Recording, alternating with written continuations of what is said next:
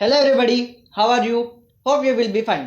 मैं हूं सुश्रुत चांदेकर, स्वागत करता हूं आपके अपने यूट्यूब चैनल जिसका नाम है राजश्री क्लासेस। आज मैं आपके लिए लाया हूं 10th स्टैंडर्ड का हिस्ट्री, जिसपे हम कर रहे हैं chapter second, historiography Indian tradition. ये हमारा इसके बारे में का थर्ड पार्ट है। आगे भी आपको साइंस और एसएसटी की वीडियो मिलते रहेंगे। अगर आपकी वीडियो अच्छी लगी तो प्लीज़ इसे लाइक कीजिए, शेयर कीजिए, सब्सक्राइब कीजिए और बेल आइकन दबाना ना भूलें, ताकि आपको हमारे लेटेस्ट नोटिफिकेशन सबसे पहले मिल सके। तो हमने पिछले पार्ट में क्या क्या देखा था?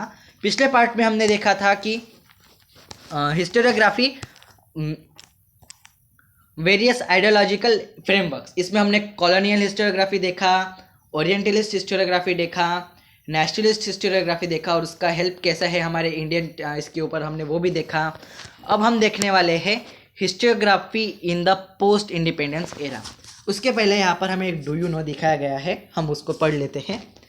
वीके राजवाड़े फाउंडेड भारत इतिहास समाधोक्ष मंडल in Pune on 7 July 1910 to facilitate historical research। VK Rajwade, जो हमने पिछले वीडियो में देखा था, राजवाड़े कौन है? एक वेल नोन हिस्टोरियन थे जो various aspect of various subject के ऊपर लिखते थे, जैसे कि हिस्ट्री, लिंग्विस्टिक, इटमोलॉजी, ग्रामर एक्सेट्रा, और वो भी मराठी में। तो उन्होंने एक मंडल, एक फाउंडेशन किया था कि भारत इतिहास समाशोधक मंडल। वो कहाँ पे? पुणे में। कब किया था? ऑन 7 जुलाई 1910। किस लिए किया था? ताकि सबको एक फैसिलिटी मिले कि हिस्टोरिकल रिसर्च कर सके। यहाँ पे एक नोट दिया गया है वीके राजवाड़े के द्वारा। Human history is defined by time and space. Human की हिस्ट्री जो है वो टाइम और स्पेस से डिफाइन की गई है। Describing any event necessity that the final priority should be spread on the complete canvas of the given time and place. और अगर हमें किसी के ऊपर लिखना है तो हमें उसके बारे में अच्छी तरीके से पता होना चाहिए और हमें उसके बारे में कंप्लीट इन्फॉर्मेशन देनी चाहिए। Only if the balanced combination of the three factors, time, space and personalities is present, then only one event does qualify to be called so। अगर हमारे पास ये तीन चीज़ें होंगी, जैसे कि टाइम, स्पेस और पर्सनालिटी, तो हम हम उस चीज़ के बारे में अच्छी तरीके से क्वालिफाई कर सकते हैं, उसके बारे में हम अच्छी तरीके से बता सकते हैं। ठीक है, हम आगे देखते हैं अभी historiography in the post independence era। Now, along with writing the dynasty histories, a cultural, social, economic history were also being written। Scholars of the post independence era began to feel the need of writing histories of various communities, science, economy, system, political ideologies, cultural aspect etc। Means हमें जब हम history लिखते हैं तब हम वहाँ पे क्या क्या लिखते हैं? डायनेस्टिक हिस्ट्री भी लिखते हैं, कल्चरल, सोशल, इकोनॉमिक हिस्ट्री भी लिखते हैं। पर जो स्कॉलर्स थे जो पोस्ट इंडिपेंडेंस एरा के बीच में आए थे, वो किस बारे में लिखते थे? कि वेरियस कम्युनिटीज़ के बारे में लिखते थे, science, economic system, political ideology means politics के बारे में अच्छी तरीके से समझ, मीन्स एक अच्छी तरीके से एक information, cultural aspect of a community etc। The historiography of this era has been influenced mainly by three ideological schools। Marxist historiography, जो कार्ल मार्क्स की थ्योरी पर ये था, और सबनल्ट हिस्ट्री, फेमिनिस्ट हिस्ट्री, जिसमें फेमिनिज्म ने भी हिस्ट्री के बारे में लिखा है, उसके बारे में भी। तो फर्स्ट हम देखने वाले हैं Marxist history. The concern for the mean of the production, mode of the production and the industrialist relation were at the center in the writing of the Marxist historians। Means जो हम लिख रहे हैं, जो प्रोडक्शन हम कर रहे हैं उसके बारे में लिखना, उसके मोड्स के बारे में लिखना, इस इंडस्ट्रियल रिलेशंस के बारे में लिखना, ये एक सेंटर आइडिया थी जो मार्क्सिस्ट हिस्टोरियंस की राइटिंग में आता था। According to analysis, the impact of every social event of significance has remained the basic theme of Marxist historiography। इससे हमें क्या पता चलता है एनालाइज करने के बाद में? जो एक सिग्निफिकेंट इवेंट जो है, सोशल इवेंट या फिर एक सिग्निफिकेंट इवेंट जो है, उसके बारे में एक बेसिक आइडिया हम मार्क्सिस्ट हिस्टोरियोग्राफी में हमें मिलता है. Marxist historians in India studies the transcription with in the caste system. जो मार्क्सिस्ट हिस्टोरियंस थे वो किस पे ऊपर स्टडी करते थे? इंडिया के कास्ट सिस्टम के ऊपर. Among the notable Indian historian who adapted Marxist ideological framework, scholars like Damodar Dharmand Kosambi, Comrade Sirpad Amrut Dange, Ram Sharan Sharma, Comrade Saram Sharad Patil has contributed notably. ये जो हमें नाम दिए हैं जैसे कि दामोदर धर्मानंद कोसाम्बी या फिर कॉमरेड सिरपद अमरुद दांगे, राम शरण शर्मा, कॉमरेड शरद पाटिल, इन्होंने भी मार्क्सिस्ट आइडियोलॉजी को एक्सेप्ट किया है और इस उनके स्टडीज़ को एक्सेप्ट करके उनके बारे में लिखा गया है. Comrade Dange was one of the founder member of the Indian constitution party, communist party. Comrade Dange जो है ये एक one of the founder member, एक फाउंडर मेंबर थे इंडियन कम्युनिस्ट पार्टी के. Primitive communist of to slavery, the book written by him represent Marxist historiography. ये जो primitive communism to slavery जो बुक है वो कॉमरेड डांगे ने लिखी है. इसमें क्या हमें पता चलता है? मार्क्सिस्ट हिस्टोरियोग्राफी के बारे में. तो अब हम देखने वाले हैं subaltern history. The seed of subaltern history are found in the Marxist historiography. Marxist historiography में कुछ लोग थे जिन्होंने सबलेंट हिस्ट्री के बारे में फाउंड करना शुरू किया. The role of the Italian historian Antonio Gramsci's is very important in developing the idea that history should be written starting from the bottommost rank of people in the society. Means ये जो history है और सबलेंट history को अच्छी तरीके से found करने के लिए इटालियन हिस्टोरियन जो एंटोनियो ग्राम्सीस है उनके डेवलपमेंट आइडिया की वजह से स्टार्ट हुई थी. और उनके आइडियोलॉजिस थी कि अगर हमें हिस्ट्री लिखनी है तो बॉटमोस्ट रैंक के पीपल जो है, सबसे नीचे की स्थान पर रखे पीपल्स जो है, उनको उनकी सोसाइटी के बारे में भी लिखना हमें ज़रूरी है. In fact subaltern means the bottommost rank. जो सबलेंट ट्रांस हिस्टोरी लिखा है, सबलेंट का मीनिंग क्या होता है? बॉटमोस्ट rank. Folklore means stories. Folk stories has been considered as a very important source of writing subsequent histories.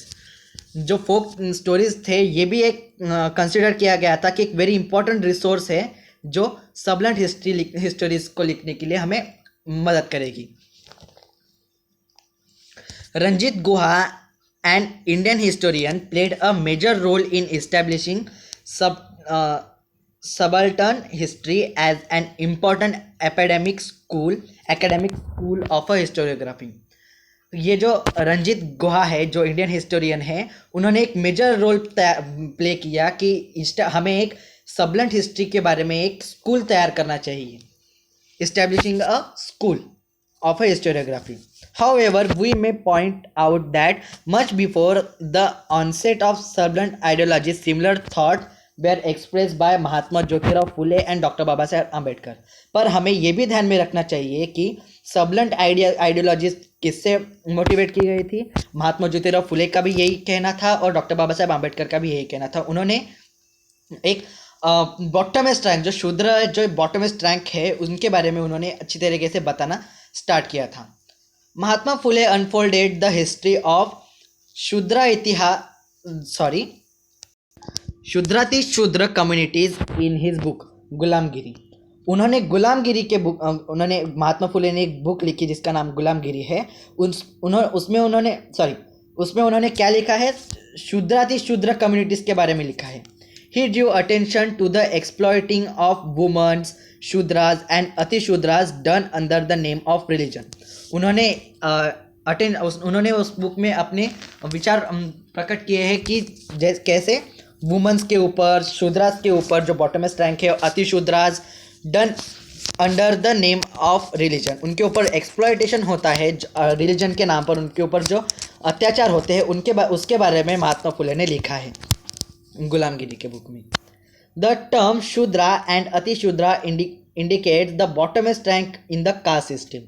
उन्होंने एक कास्ट सिस्टम के ऊपर उंगली उठाई कि शूद्रा अतिशूद्रा के बारे में एक्सप्लॉयटेशन जो हो रहा है उसके ऊपर उन्होंने एक अपना विचार प्रकट किया। The role of the people begins to Dalit caste is very significant in the shaping of various cultural and political aspect of India. जो रोल है दलित कास्ट के ऊपर जो सिग्निफिकेंस था उसको अच्छी तरीके से समझाने के लिए, उसको अच्छी तरीके से शेप देने के लिए, उसके वेरियस कल्चर के लिए और उसके पॉलिटिकल एस्पेक्ट के लिए महात्मा ज्योतिराव फुले और डॉक्टर बाबा साहेब आम्बेडकर ने बहुत मेहनत ली है। However, their role was not duly acknowledged in the colonial and nationalistic historiography। पर उनका जो ये नॉलेज उन्होंने जो ये एस्पेक्ट खड़ा किया उसके बारे में कॉलोनियल और नेशनलिस्टिक हिस्टोरियोग्राफी में भी कहाँ पर भी उनके बारे में लिखा गया नहीं है। Doctor Baba Saheb Ambedkar focusing on this fact consistently wrote about it, और डॉक्टर बाबा साहेब आम्बेडकर ने इसके ऊपर फोकस किया और उसके ऊपर लिखना शुरू किया। Two of his book who were the Shudras and the untouchables may be cried as example of history of certain type. Doctor Baba Saheb Ambedkar ने 2 बुक लिखी जिसमें शूद्रा और अनटचेबल्स के बारे में, हु वेयर शूद्रास कौन है और द अनटचेबल्स इसके बारे में उन्होंने एग्जाम्पल उसके बारे में उन्होंने लिखा है। और ये एक एग्जाम्पल है कि सर्टन टाइप की ये एक एग्जाम्पल है किस टाइप का, सर्टन हिस्ट्री के टाइप का। सो अब हम देखने वाले हैं feminist history. Over a significant period of time mainly male scholars were involve in the writing of Indian history. फिर कुछ पीरियड ऑफ टाइम्स में मेल स्कॉलर्स जो है वही इन्वॉल्व करते थे इंडियन हिस्ट्री लिखने में। As a result the role and achievements of women in history remain neglected. इसकी वजह से वुमेन्स ने जो काम किए जैसे कि सावित्रीबाई फुले एंड रानी लक्ष्मीबाई, उनके बारे में लिखना बंद हो गया था, उनके बारे में पढ़ना ही निगलेक्ट किया गया था उनको। To highlight this fact was a major task faced by the feminist historians. और जो फेमिनिस्ट हिस्टोरियंस है इसके बारे में उन्हें हाईलाइट करना ये उनका मेजर टास्क था। Also it was important to study and compare the historical writing of women. It was also necessary to rethink of woman position in history. और ये इम्पॉर्टेंट भी था कि वुमन की पोजिशन क्या है हिस्ट्री में, वो भी लिखना एक इम्पॉर्टेंट पॉइंट था। Among woman author writing about woman in 19th century CE, Tarabai Shinde was the foremost one. सबसे आगे कौन थी? ताराबाई शिंदे थी 19th century में, जो फेमिनिस्ट हिस्टोरियोग्राफी लिखना उन्होंने शुरू किया था। She wrote attacking the male dominant social system and caste system। India में पहले मेल डोमिनेंस का ये राज्य चलता था, तो उन्होंने मीन्स ताराबाई शिंदे ने अटैकिंग करके लिखा कि मेल डोमिनेंट सिस्टम जो है उसको अच्छी तरह निकाल दिया जाए। हर book Stri Purush Tulana publish in 1882 is acknowledge as the first feminist book in the India. और उन्होंने एक पहली बुक लिखी थी स्त्री पुरुष तुलना मीन्स स्त्री मीन्स वुमेन्स एंड पुरुष मीन्स मेल, उनका तुलना मीन्स उन दोनों में क्या डिफरेंसेस है उनके बारे में उन्होंने लिखा था। पब्लिश इन 1882 में ये बुक पब्लिश हुई थी और ये सबसे पहली फेमिनिस्ट बुक मानी गई थी। इन 1888 the book written bye Pandita Ramabai was publish entitled the high cast Hindu woman. और बाद में 1888 में द पंडिता रमाबाई उन्होंने भी एक बुक लिखी थी जिसमें जिस बुक का नाम क्या था, the high cast Hindu woman. Means India में पहले कास्ट सिस्टम ज़्यादा मानी जाती थी, हिंदू कास्ट, फिर मीन्स इंडिया में एंशियंट इंडिया में 4 कास्ट ज़्यादा माने जाते थे, ब्राह्मण, क्षत्रिय, वैश्य और शूद्र। तो पंडित रमाबाई ने पब्लिश की थी हाई कास्ट हिंदू वुमन एक book. The feminist literature of the post-independence era concentrated on the issues like employment of women, treatment meted out of them at their workplace, their right to political equality, etc. Feminist literature ने post independence era में concentrate किया था कि women को भी employment मिले, उन्हें भी काम मिले, उनके ट्रीटमेंट मेथड को भी अच्छी तरीके से, उनके वर्क प्लेस पे उनका अच्छी तरीके से ट्रीटमेंट मिलना चाहिए, उनको राइट मिलना चाहिए पॉलिटिकल इक्वलिटी में भी, और etcetera. Among the recent published feminist literature, Meera Kosambi book crossing thresholds means Gharacha Olandani means जो दरवाजे के पास जो वुडन स्ट्रिप होती है उसको थ्रेशोल्ड्स कहा जाता है, उसको क्रॉस करना. Feminist essay in social history is of importance. और ये जो बुक्स है मीराबाई कोसाम्बी ने लिखे हैं कि क्रॉसिंग थ्रेशोल्ड्स, फेमिनिस्ट एसे इन सोशल हिस्ट्री, ये भी इम्पोर्टेंट है. It contained essay on the life story of women like Pandita Ramabai or Dr. Rukmabai, the first practicing lady doctor of India. Doctor Rukmabai सबसे पहली लेडी थी, इंडियन डॉक्टर थी जो doctor Rukmabai सबसे first doctor थी ऑफ इंडिया, लेडी डॉक्टर थी. A lot of literature is available unfolding the viewpoint of Dalit women in Maharashtra. और बहुत सारा लिटरेचर भी लिखा गया है कि दलित वुमेन्स के बारे में व्यू पॉइंट्स जो है उसको भी अच्छी तरीके से समझाना ये इम्पोर्टेंट था. Doctor Sharmila Rege work is noteworthy in this context. और डॉक्टर शर्मिला रेगे जो है उनका भी यहाँ पर कंटेंट बहुत इम्पोर्टेंट है.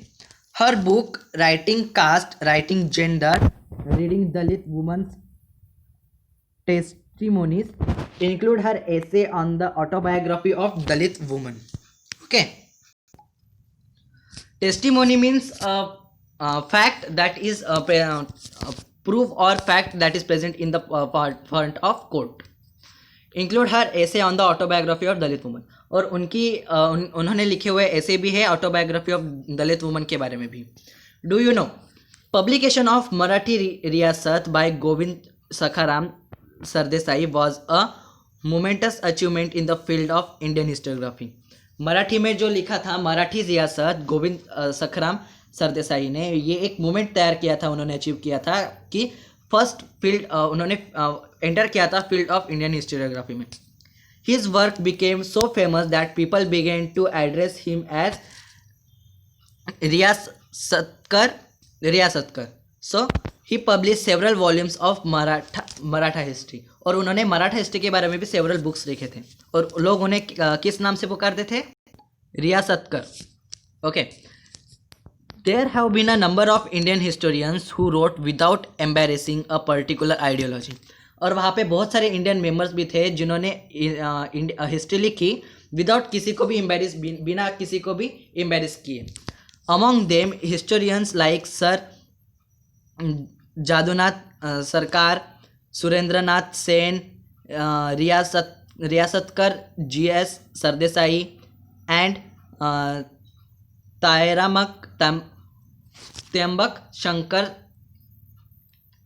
Sejwalkar are noteworthy. मीन्स उन हिस्टोरियन में ये, और उनके नाम क्या है, जैसे कि ये वो हिस्टोरियंस है जो बिना किसी को भी एम्बेरेस किए अपना आइडियोलॉजी प्रकट करते हैं, जैसे कि सरदेसाई है या फिर Riyasatkar means Govind Sakharam Sardesai and other. ठीक है.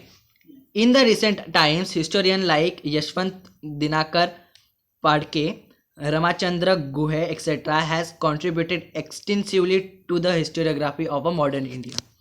मॉडर्न इंडिया की हिस्टोरियोग्राफी लिखने के लिए रिसेंट टाइम में यशवंत दिनकर पाडके और रमाचंद्र गुहे, इनका एक बहुत एक्सटेंसिवली कॉन्ट्रीब्यूशन है.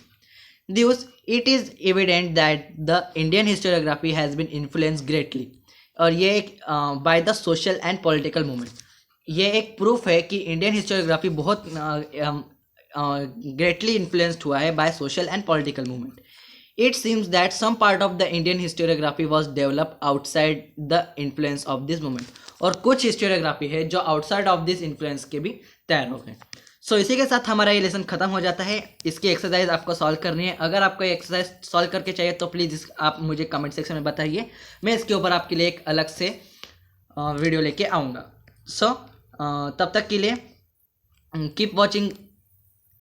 So thanks for watching this video. Hope you like understand this concept. Please like, share and subscribe. अपने दोस्तों के साथ भी शेयर कीजिए, उन्हें भी सब्सक्राइब करने के लिए कहिए.